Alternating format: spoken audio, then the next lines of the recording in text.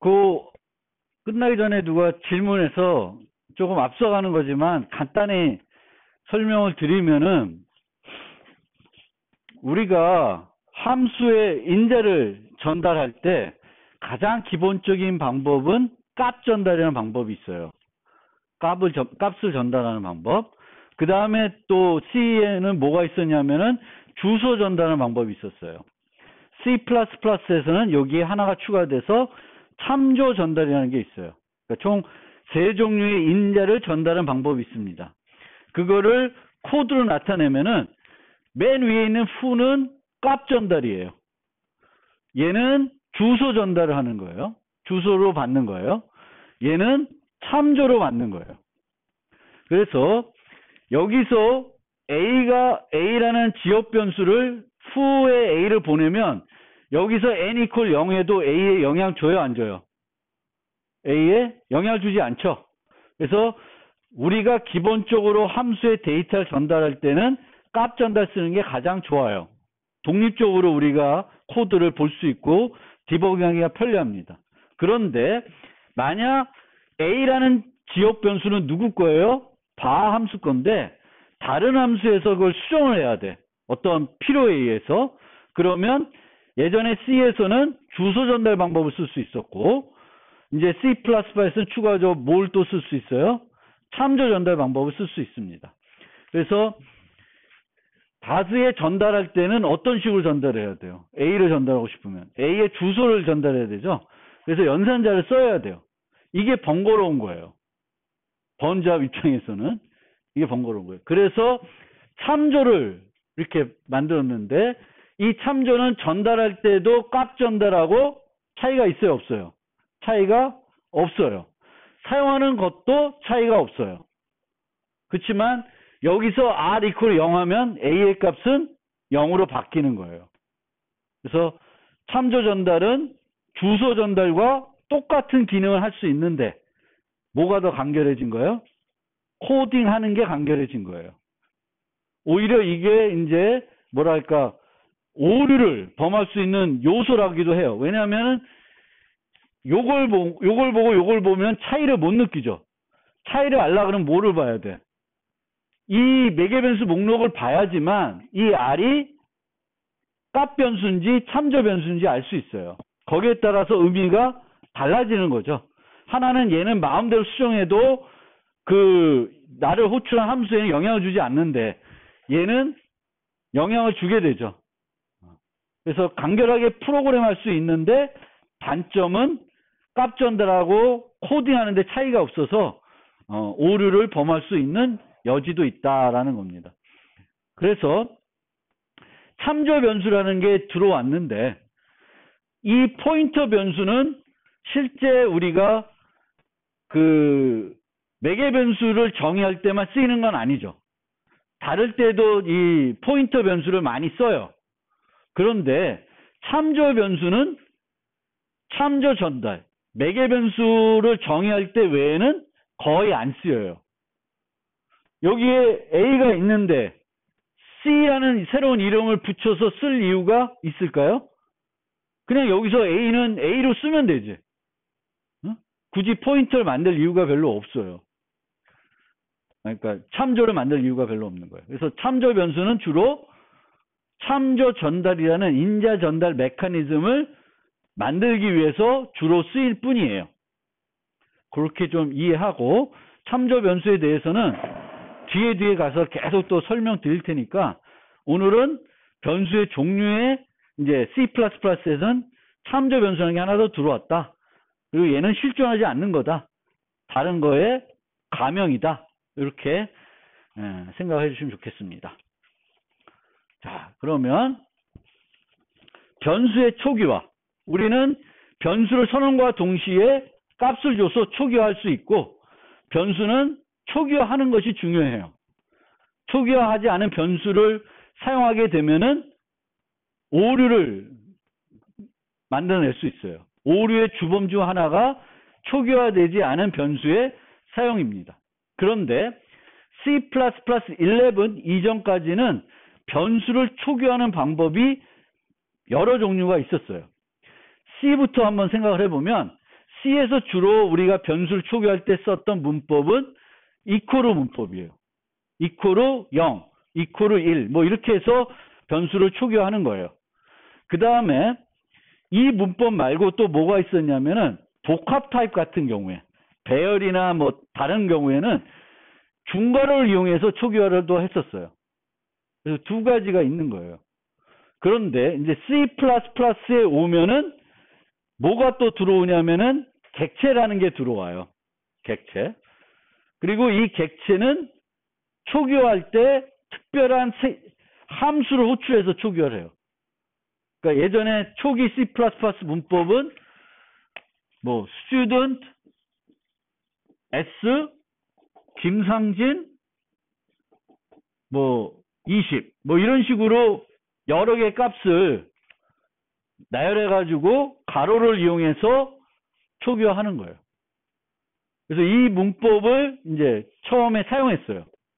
그러니까 C++가 도입되면서 객체가 들어왔고 객체를 초기화할 때 함수를 호출해서 초기화하게 되는데 이때 가로를 썼어요. 가로를 쓰다 보니까 객체는 가로를 이용해서 초기화할 수 있는데 원시 타입은 왜 안 돼? 그래서 일관성을 가지기 위해서 원시 타입도 가로를 이용해서 초기화하도록 C++는 추가를 해버렸어요. 그러면 이제 종류가 몇 가지가 있는 거야? 세 가지가 있는 거지. 이코르 0 해도 되고 가로 해도 되고 어떨 땐 뭐 중괄호 써도 되고 여러 가지 방법들이 있는 거예요. 근데 이게 너무 많다 보니까 혼란스럽다. 별로 안 좋다. 그래서 C++11 모던 C++로 넘어가면서 한 가지 문법만 모든 경우에 다 사용해서 쓰자라고 해서 도입한 것이 중괄호예요. 중괄호로 다 모으자. 이제 중괄호만 쓰자라고 된 거예요. 그래서 이런 식으로 중괄호로 모든 경우에 다 중괄호만 써서 초기화하도록 C++11부터 바뀌었습니다. 그런데 이 문법은 좀 더 강건성을 높여줘요. 강건성을 높여줘요. 그래서 프로그래밍의 강건성이라는 건 오류를 줄여주는 건데 예전에는 int c 이퀄 2.5 이렇게 해서 프로그래밍 하면 경고만 줬어요. 2.5를 정수에 대입하면은 안 들어가죠. 그래서 소수 부분은 버려지게 되겠고 부동소수에서 이 정수 파트만 떼어가지고 정수에 저장을 해줬어요. 이게 의도된 건지 의도되지 않은 건지 알 수 없기 때문에 이게 또 오류의 원인일 수 있습니다. 그래서 C++에서는 이런 식으로 정수를 부동소수로 초기화하면은 에러를 줘요. 의도한 거니 한 번 더 물어보는 거죠.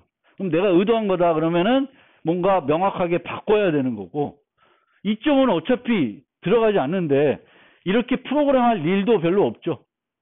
그렇죠? 그런데 여기에 보면은 플로트가 있어요. 그리고 플로트에 A를 대입하고 있어요. A는 무슨 타입이에요?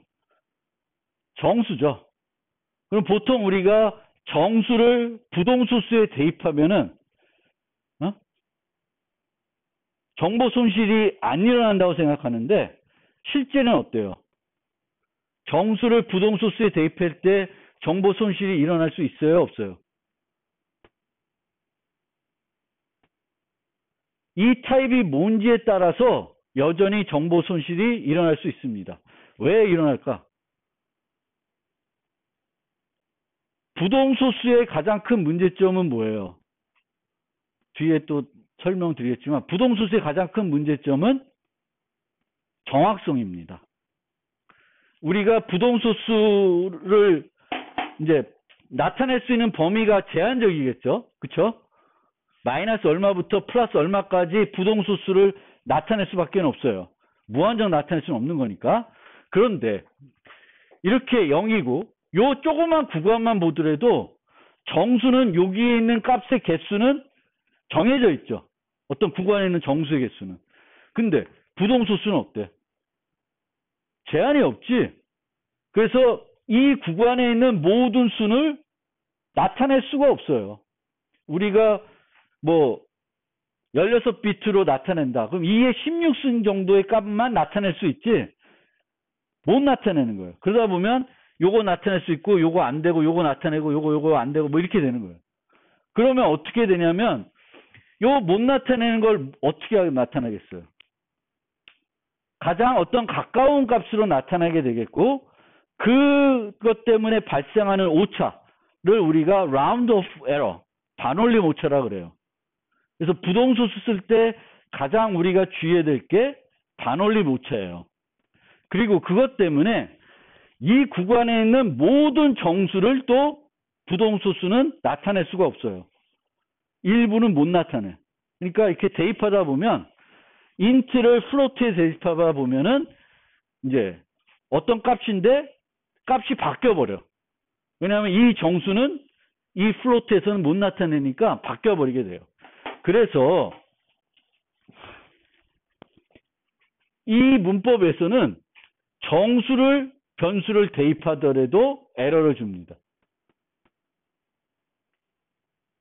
당연히 뒤에다가 플로트나 더블 주면 이거는 무조건 정보 손실이 일어나죠.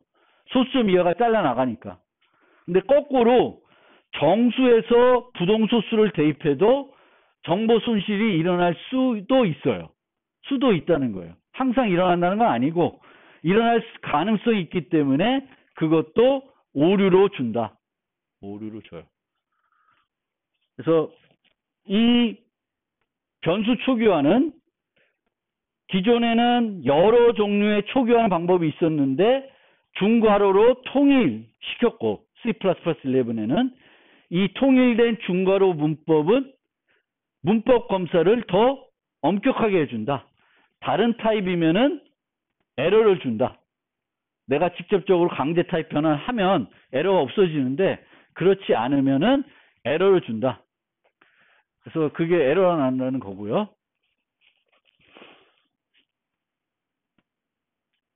그리고 우리가 이렇게 타입이 변환될 때 확장 변환, 축소 변환이라는 개념이 있어요. 확장 변환, 축소 변환. 확장 변환은 작은 크기의 타입을 큰 타입에 대입하는 걸 확장 변환이라 하고 큰 타입을 작은 타입에 변환하는 거를 축소 변환이라 그래요. 그러니까 int가 있고 long이 있으면 long의 크기는 int보다 같거나 커요. 그럼 int를 long에 대입하는 건 확장 변환이에요? 축소 변환이에요? 확장 변환이죠. 근데 그 거꾸로는 축소 변환이에요. 그래서 이것들은 이 중괄호 쓰면은 축소 변환이 필요한 것들은 다 에러가 나요. 그런데 보통 정수에서 부동소수로 가면은 확장 변환에 해당되는데 범위가 더 커지니까 확장 변환이 되는데 C++에서는 무조건적으로 축소 변환으로 고려합니다. 그래서 부동소수에서 그러니까 정수에서 부동소수로 가도 당연히 거꾸로는 축소 변환인데 그 정수에서 부동소수로 가도 축소 변환으로 취급한다. 그 다음에 C++11에 또 추가된 게 뭐가 있냐면 오토라는 키워드가 있습니다. 오토. 그래서 이 오토는 보통은 우리가 앞에 나온 것처럼 변수를 선언할 때 뭘 두 개를 줘야 돼? 타입 정보와 이름을 줘야 되는 거죠. 근데 오토는 뭘 안 주는 거예요? 타입 정보를 안 주는 거예요. 그러면 이 타입을 어디서 우리가 그 컴파일러가 추측해서 맞춰주냐면은 제시가 된 초기 값을 이용해서 판단하게 되는 거예요. 요걸 이용해서. 여기에 이제 초기 값이 이퀄을 영하든 중괄호를 이용해서 어떤 초기 값이 제시되면은 이 초기 값이 뭔지 보고 그것과 일치되는 타입으로 만들어줘요. 그러면 int n 0을 하나, auto n 0을 하나, 오히려 아래 게 타이핑 할 게 더 많죠. 그렇죠? 그래서 이럴 때는 별로 안 쓰이는데 언제는 오토를 쓰면 편하냐면은 상당히 긴 것들이 있어요. 타입들. 라이브러리에 있는 거 쓰다 보면은 어마어마하게 긴 타입들이 있어요. 그럼 그 어마어마한 긴 타입을 타이핑하는 것보다 오토를 쓰는 게 훨씬 더 간결하게 프로그램할 수 있죠. 또 하나는 오토를 쓰면은 더 정확해요. 그 초기값에 딱 맞는 타입을 써주는 거예요. 물론 그게 프로그래머가 기대했던 타입이 아닐 수 있어요. 그거는 뭐의 문제야?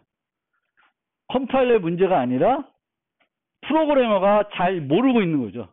이런 값을 줬을 때 어떻게 해석하는지를 모르고 있는 거예요. 근데 정확한 규칙을 가지고 정확하게 그 타입에 해당되는 걸로 맞춰주니까 오히려 더 정확하게 프로그램할 수 있어요. 그리고 나중에 수정할 때도 오히려 깔끔할 수 있습니다. 더 쉽게 수정할 수가 있어요. 인트를 쓰게 되면 다 또 인트인 걸 다 바꿔줘야 되는데 오토로 써놨으면은 초기값만 바꾸면은 쫙 바뀌어요. 알아서. 그래서 여러 가지 이점이 있습니다. 그래서 오토는 처음에는 지역 변수를 선언할 때만 실제 타입 대신에 사용할 수 있었고, 이 오토를 쓰면은 이 오토는 컴파일러가 주어진 초기 값을 이용해서 타입을 결정해 주는 거예요. 그리고 이 오토는 14에서는 어디로 확장됐냐면 반환 타입으로도 확장이 됐어요. 함수의 반환 타입에도 쓸 수가 있습니다. 그럼 함수의 반환 타입에 쓰면은 타입을 뭘 이용해서 추측할까? 반환 타입이 있는 함수는 뭘로 끝나요? return문으로 끝나겠죠. 그럼 return문에 그 다음에 오는 어떤 표현식이 있을 거예요. 그럼 얘의 그 타입을 가지고 그 반환 타입을 추측해 줍니다.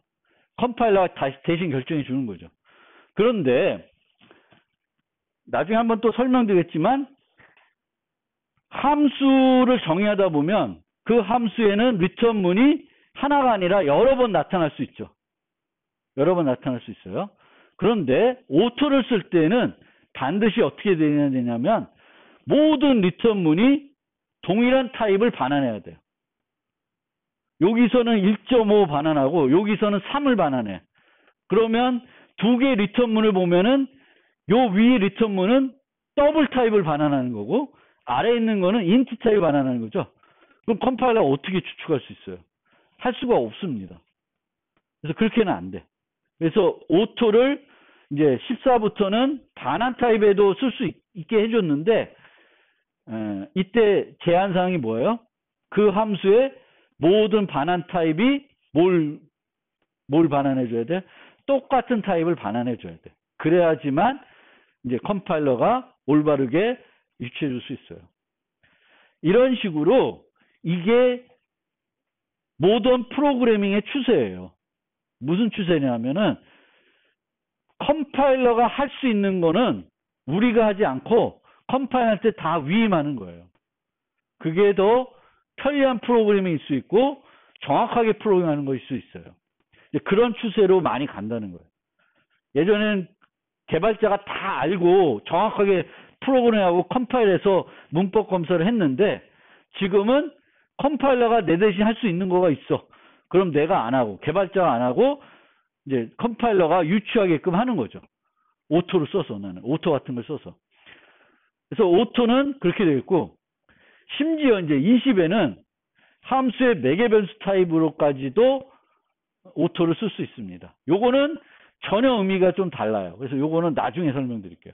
근데 이제 이 오토의 쓰임새가 처음에는 지역 변수에만 제한되어 있었고 그 다음에는 return 그러니까 반환 타입에 쓸 수 있고 이제는 못 쓰는 데가 없는 거지. 그래요. 거의 많이 발전을 했다라는 거고요. 오토는 절대 참조 타입으로는 유추하지 않습니다. 요 경우는 요 P 있잖아요. 뭘로 초기하고 있어요? N의 주소. 그럼 P가 뭐가 돼야 돼? 주소를 유지할 수 있는 타입은 뭐예요? 포인터죠. 그럼 이 P는 n이 int니까 얘 P는 뭐가 돼요? 인테저 포인터가 돼요. 근데 얘를 빼면 PN이라고 그냥 쓰면 n은 그냥 정수죠. 그럼 P는 그냥 int로 해석돼요. 절대 참조 타입으로 해석되진 않아요. 그래서 만약에 내가 어떤 오토를 쓰면서 그 값에 참조 타입으로 해석되고 싶으면은 여기다 뭘 붙여줘야 돼? 여기다가 이런 식으로 오토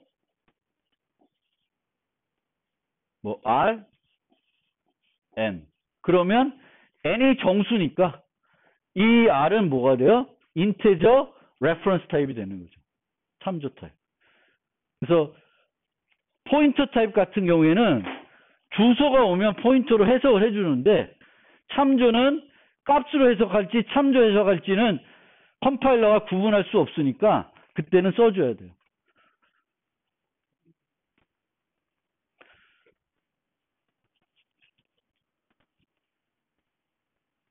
그리고 요건 좀 복잡한 얘기인데 초기에는 이 오토 때문에 이 중괄호 쓰는 게 약간의 혼란스러웠는데 지금은 문제 없어요. 그래서 이렇게 하면 요 n은 이제 정수로 해석했어요. 예전에는 정수로 해석을 안 했어요. 이렇게 하면. 왜냐하면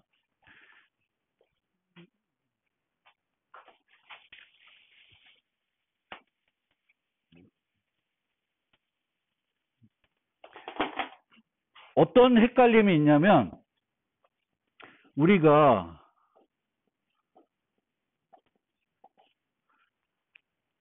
이렇게 할 수 있어요. 배열인데 초기 값을 하나만 준 거잖아요. 그러니까 어떤 여러 개의 값을 나열해서 초기 값을 제시하는데 하나만 나열한 거예요. 여러 개를 나열해야 되는데. 이거랑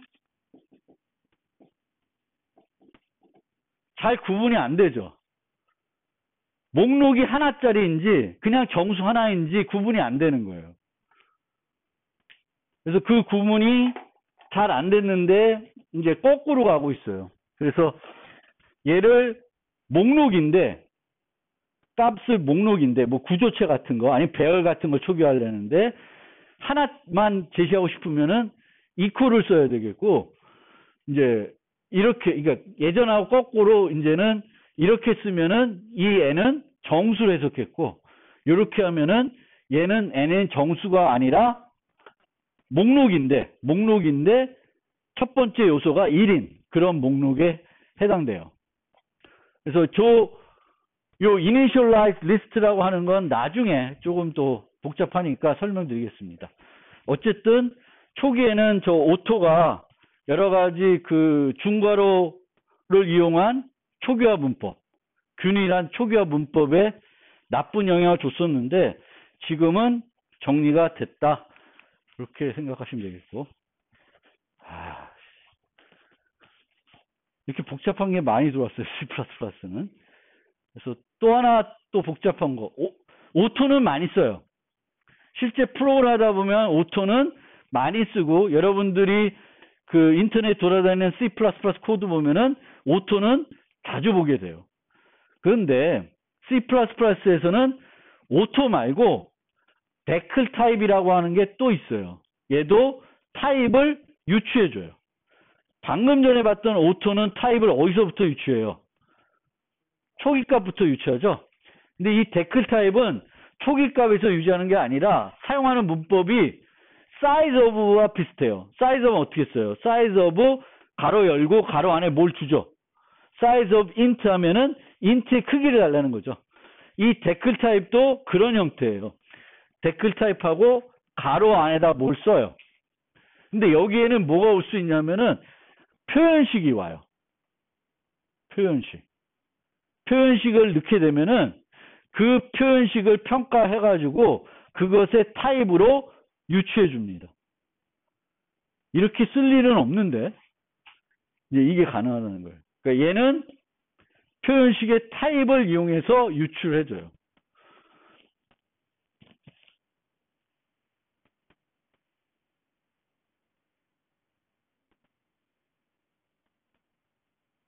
이 결과값들이 아니라, 초기값이 아니라, 요게 들어있는 타입을 이용해서, 표현식을 이용해가지고 타입을 유추해 줍니다. 그런데 이 댓글 타입은 컴파일 시간에 판단하는 거예요. 실행 시간에 결정하는 것이 아니라, 뭘 가리키고 있냐 정확하게 따지는 게 아니라 컴파일 시간에 타입을 결정하게 됩니다. 그리고 나중 되면은 이런 어마어마한 애들도 있어요. 댓글 타입 오토. 그러니까 C++는 정말 복잡한 언어예요. 그래서 C++에 있는 모든 기능을 완벽하게 이해하기에는 되게 어렵습니다. 근데 차근차근에 접근하다 보면은 이제 충분히 이해할 수 있어요. 근데 이제 처음부터 쓰지도 않는, 거의 쓰지도 않는 거 이런 거 만나게 되면은 되게 조금 황당할 수는 있습니다. 근데 지금은 이런 게 있다 정도로만 이해해 주시면 좋겠어요. 오토는 초기값, 변수의 초기값으로부터 타입을 유추해주고, 댓글 타입은 초기값이 아니라 댓글 타입 가로 안에 들어있는 표현식을 이용해가지고 타입을 유추해 줄 수 있다. 그래서 내가 어떤 것과 똑같은, 이 표현식과 똑같은 타입의 타입을 내가 알고 싶으면 댓글 타입이라는 걸 쓸 수 있습니다. 많이 쓰는 기능은 아니에요. 복잡한 요소를 구현할 때 가끔 쓰이는데 아주 많이 쓰이는 요소는 아니고, 이런 거가 있다 정도만 지금 이해해 주시고, 나중에 혹시 실제 활용이 되면은 그때 가서 다시 한번 설명을 드리겠습니다. 그런데 여기 보는 것처럼 혹시 보시면 알겠지만 오토하고는 조금 더 정확하게 판단해 줄 수는 있어요.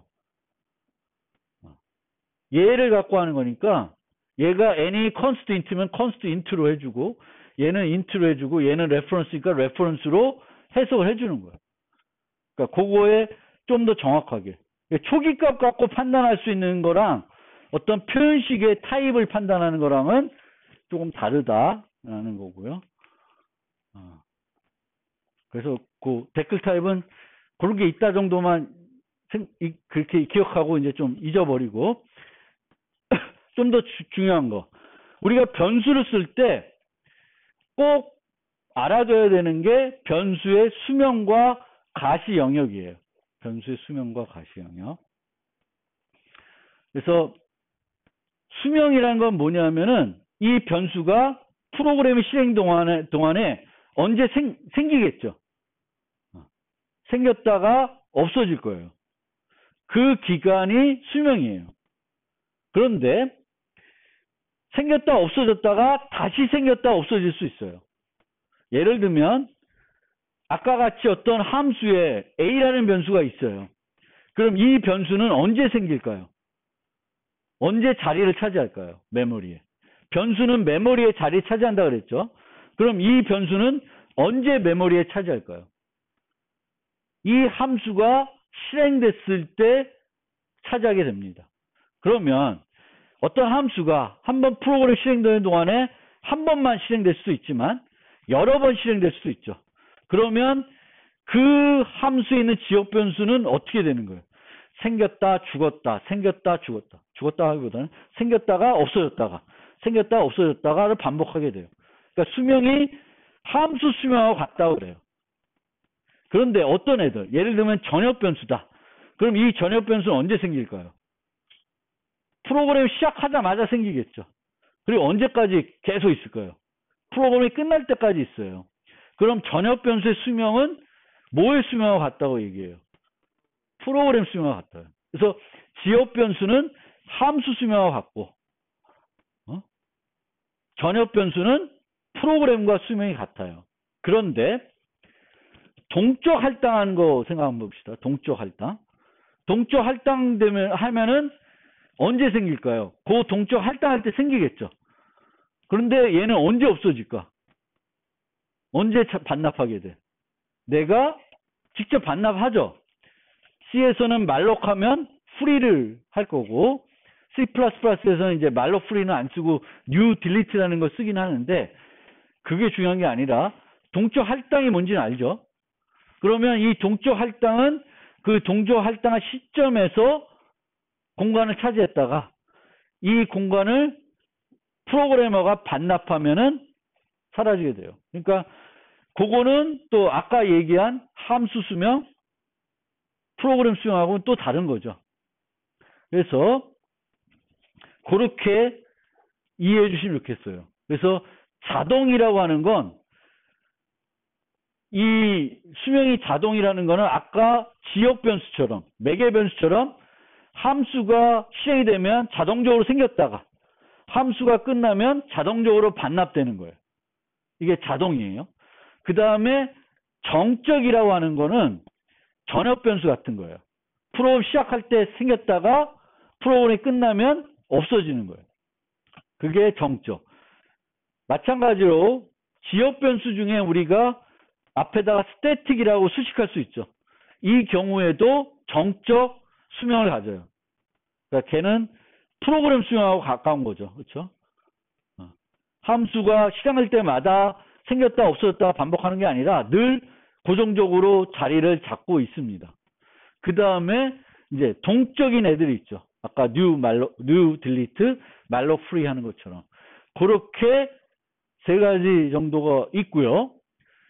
자동으로 그 수명이 자동인 애들은 어디에 그 자리를 차지하게 되냐면 프로그램이 실행이 되면은 프로그램은 EX 파일로 존재하겠죠. 그럼 EX 파일을 우리가 실행하면은 이 EX 파일이 코드가 어디로 들어와? 메모리로 옮겨져요. 근데 코드만 갖고 프로그램 실행할 수 없고 프로그램 실행되면서 변수들도 만들어야 되겠고 동적할 때는 공간도 있고 그래요. 그러면 프로그램이 사용하는 영역은 코드 영역이 있고 그 다음에 스택 영역이 있고 힙 영역이라는 게로 나누어져요. 그러면 이 자동에 해당되는 애들은 어디에 만들어지냐면 스택이라는 메모리 공간에 이 프로그램의 스택 공간에 만들어져요. 스택 공간은 함수 스택 공간이라고 그러죠. 함수가 실행될 때마다 그 함수를 위한 공간을 만들어주고 그 공간에 뭐가 생겨요? 변수들이 만들어지는 거예요. 지역 변수들이. 얘는 자동적으로 만들어졌다 없어지는 거고. 그 다음에 정적과 동적인 애들은 힙이라는 공간에 만들어진다 그래요. 힙. 물론 이 정적인 애들 그리고 동적인 애들도 프로그램이 종료되면은 자동적으로 반납돼요. 그러면 우리가 어떻게 얘기할 수 있냐면은 동적 할당을 해도 내가 반납하지 않고 프로그램 종료되면 저절로 반납되니까 하지 말아도 되겠다 라고 생각할 수 있는데 그거는 좋은 프로그래밍 스타일은 아니에요. 프로그램이 한번 실행돼서 실행되는 기간이 매우 길 수 있어요. 인터넷 서버 같은 경우에는 컴퓨터가 키면 돌아가고 언제까지 돌아가? 컴퓨터 끌 때까지 계속 돌아가는 거예요. 그러니까 그런 애들은 계속 메모리를 죽을 때 반납해야지 하고 있으면 어떻게 돼? 계속 쌓이겠죠. 그래서 항상 프로그램에서 우리가 동적 할당한 경우에도 프로그램 종료되면 반납하겠지만 더 이상 쓸 필요가 없으면 반납을 해줘야 메모리 관리가 잘 되는 겁니다. 그래서 수명이라는 그런 개념이고 수명을 이제 여러분들이 이해하고 쓰셔야 되겠고 그 다음에 수명하고 좀 비슷한 개념인데 다른 것이 뭐가냐면 가시 영역이라는 게 있어요.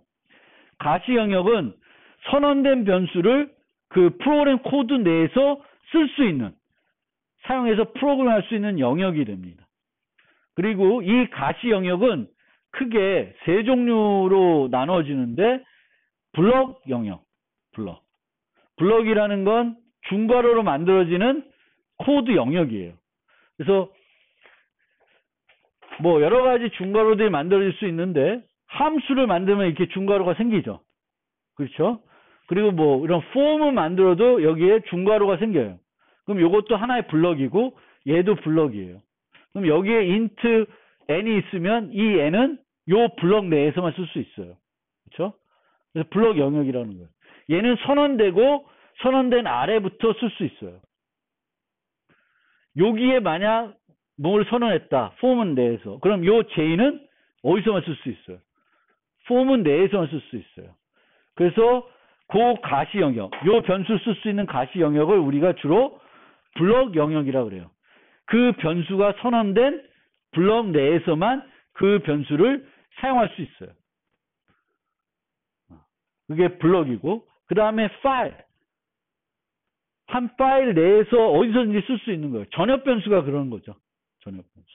근데 실제로는 전역 변수는 이 파일에서만 쓸 수 있는 건 아니고, 어때요? 다른 파일에서 쓸 수 있어요. extern이라고 하는 걸 이용해가지고 다른 파일에 있는 전역 변수도 참조해가지고 쓸 수 있습니다. 그래서 보통 걔를 그냥 파일 가시 영역이라고 하는데, 우리가 착각하는 게 파일 가시 영역이면 요 파일에서만 쓸 수 있다라고 생각할 수 있는데, 일반적으로 얘네들은 일반 그 전역 변수들은 선언된 파일에서만 쓸 수 있는 건 아니고 다른 파일에서도 쓸 수 있어요. 만약에 여러분들이 요 파일에서만 쓰도록 제한하고 싶다. 그럼 어떻게 해야 돼? 요 전역 변수를 요 파일에서만 쓰고 싶다. 다른 파일에서는 못 쓰게 하고 싶다. 그럼 어떻게 해야 돼? 걔도 스태틱으로 수식해줘요. 그러니까 스태틱의 반대, 전역 변수에서 스태틱의 반대는 엑스턴이에요. 그리고 지역 변수에서 스태틱의 반대는 오토예요. 근데 오토는 우리가 키워드를 안 쓰죠, 거의. 그렇게 이해하시면 되겠고, 이제 클래스, 이제 나중에 객체 제한 가면은 클래스 영역이 있어요. 클래스에서. 근데 나중에 알겠지만 이 클래스 영역은 되게 특이해요. 나머지 두 개는 선언된 위치부터 아래에서만 쓸 수 있어요. 선언된 아래에서만. 위에서는 못 써요. 근데 클래스의 경우에는 클래스를 이렇게 정해 놓고 int n 이렇게 써놓으면 이 n은 여기에 있는 foo에서도 쓸 수 있고 바에서 위에서도 쓸 수 있어요. 위치와 상관이 없어요. 이 변수는 어디에 선언되어 있지 상관없이 그 클래스 내에서는 어디서든지 쓸 수 있어요. 위에서든 아래서든. 그래서 조금 특이하다. 그만 것만 알아주시면 좋겠습니다. 뭐라씨 말만 많아지네. 그러니까 이 x와 y는 요 구조체 내에서는 어디서든지 쓸 수 있는 거예요. 아까 얘기한 이게 클래스 영역인데, 이 x, y를 요 밑에다가 만들어놔도, 여기다가 만들어놔도 여기서 다 쓸 수 있어요. 그게 다른 것과 다른 거죠. p를 여기다 만들었으면 p는 그 위에서는 못 써요. 그래서 그렇게 생각하시면 되겠어요. 그리고 얘의 수명은, 이 x와 y의 수명은 요 포인터 변수가 있는 동안 살아있죠. 이 포인터가 어떻게 살아있는지는 또 상황마다 다르니까 동적 생성될 수도 있고 자동 생성될 수도 있으니까. 그리고 여기 안 나오나?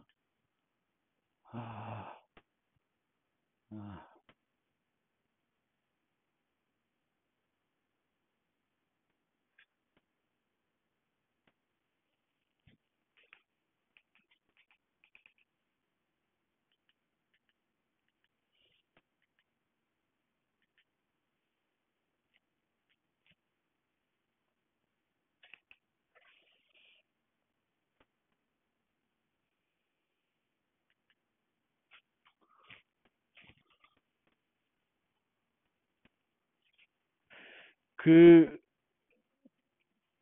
어딘가에 또 설명이 있을 텐데, 이제 우리가 가시 영역이 서로 충돌될 수 있어요.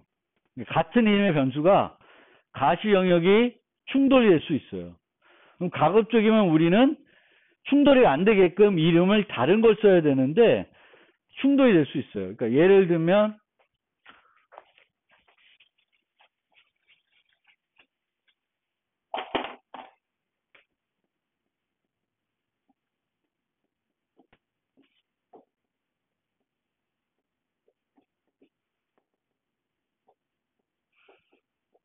이렇게 프로그램이 돼 있다. 그럼 이 n은 전역 변수죠. 이 n은 지역 변수예요. 그러면 이 n의 가시 영역은 여기에요. 그쵸? 얘의 가시 영역은 저 파일 끝까지예요. 그러면 중첩이 됐죠. 두 개의 가시 영역이. 응? N 이름이 똑같은 이름인데 두 개의 가시 영역이 중첩이 돼요.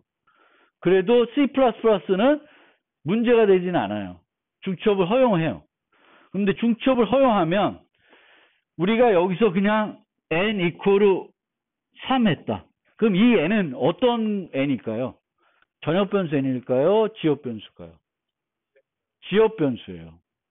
그래서 두 개의 가시형이 충돌됐을 경우에는 작은 애, 더 작은 애를 우선해요. 그러면 얘를 쓰는 방법이 별로 없는데 이제 보통 이런 식으로 땡땡 n 하면 가시 영역이 밖에 거라는 걸 얘기하는 거예요. 그럼 이 경우는 얘를 해당돼요. 그러니까 보통은 가시 영역이 충돌되게끔 프로그래밍 안 해야 좋은 거죠. 가시 영역이 충돌되게 프로그램하면 여러 가지 혼란스럽죠. 저 애냐 저 애냐 막 이렇게 되니까 충돌이 안 되게끔 해야 되는데 C++는 충돌들을 대부분 허용해요. 문법 오류가 아니에요. 그러면 충돌이 됐을 때는 어떤 문법을 제공해 주냐면은 충돌이 돼서 사용할 수 없는 변수가 있어요. 이렇게 n이니까 전역 변수 n은 못 쓰는 거잖아요. 그러면 그 n을 쓸 수 있게 해주는 또 다른 문법이 있어요. 이런 문법이라든지 다른 것들이 있다. 그런데 더 중요한 거는 가시 영역은 충돌되지 않게 프로그램하는 게 가장 좋은 거예요. 그래서 가시 영역 설명드릴 때 그 얘기가 빠진 것 같아서 말씀드린 거고